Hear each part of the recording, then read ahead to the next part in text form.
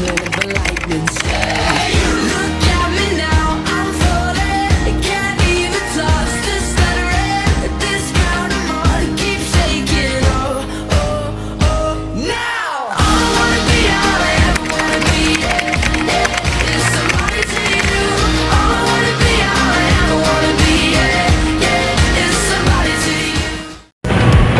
semuanya, sekarang kami sedang berada di Monumen Jogja kembali. Kami akan membuat video tentang peninggalan-peninggalan sejarah bersama kami. Saya Simon Tuarmina Sawabara dan rekan saya Masni Herawati. Dan saya Jelita Salelobaja. Ikuti keterangan kami. Bye. Baiklah, kita akan masuk ke salah satu ruangan museum yang menyimpan tentang perjalanan Indonesia dan beberapa senjata yang digunakan para pahlawan. Di sini kita dapat melihat beberapa potret para tokoh yang terlibat dalam proses perjuangan kemerdekaan. Di sini ada pesawat SCR 284A E63085 buatan Amerika tahun 1942. Tenaga baterai atau Hendrak, jangkauan 1000 km sebagai pemancar radio yang ditempat di Jenawi, Karanganyar pada masa agresi militer Belanda II. Lalu ini ada beberapa foto tentang pahlawan pada masa perjuangan. Dan ini adalah alat komunikasi yang digunakan para tokoh pejuang. Ada pesawat telepon lapangan E8 buatan Amerika pada tahun 1930 dengan tenaga dinamo, dipakai sebagai alat komunikasi antar pos komando lapangan. Ada juga pesawat telepon ZMK-3 buatan Amerika tahun 1943 digunakan sebagai alat komunikasi antar pos komando lapangan. Ada juga walkie-talkie 611 buatan Amerika tahun 1942. Jangkauan 100 km digunakan sebagai alat komunikasi konvoi kendaraan dan antar pos komando lapangan. Di sini kita dapat melihat tentang konferensi Asia di New Delhi dan markas gerilya T3P. Ada juga pasar darurat dan ada foto tentang Presiden Soekarno memberi contoh mengajar. Pada bagian ini kita bisa melihat potret TNI ketika memasuki ibu kota, perundungan Royen dan penarikan tentara juga ada di Belanda, dan brigade polisi dan CPM masuk kota serta pertemuan internal.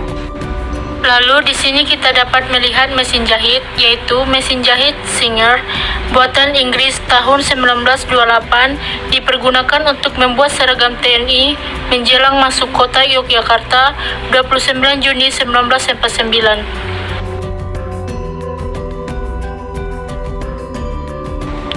Ini adalah sejarah perjuangan bangsa tahun 1945 sampai 1949.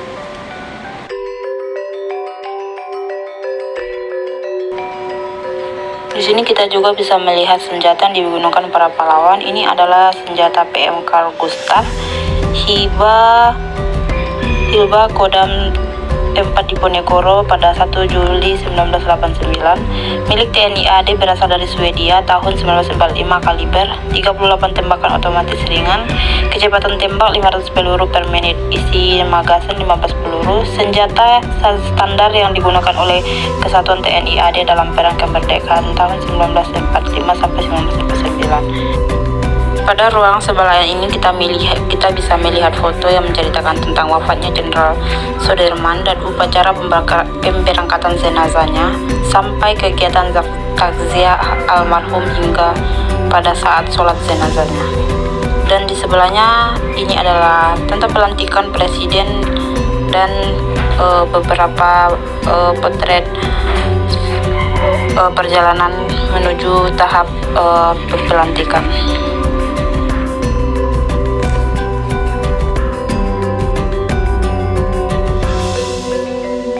Ini juga adalah senjata yang digunakan para pahlawan.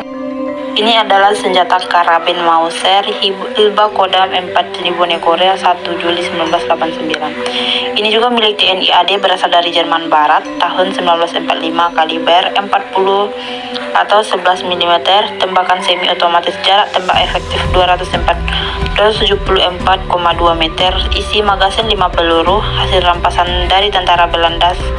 Selanjutnya pernah digunakan oleh pasukan infanteri dalam perang kemerdekaan tahun 1945 sampai 1949. Dan ini adalah rute gerilya Pangsar Jenderal Sudirman.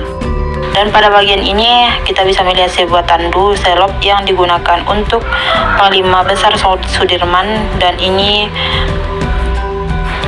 juga adalah meja dan kursi yang digunakan untuk menjamu Panglima saat memimpin perang gerilya.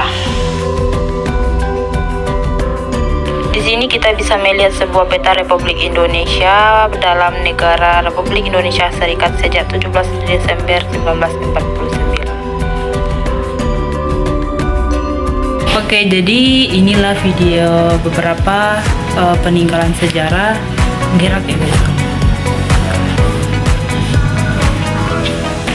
Ya ini sejarahnya tentang sejarah Indonesia ketika menuju kemerdekaan.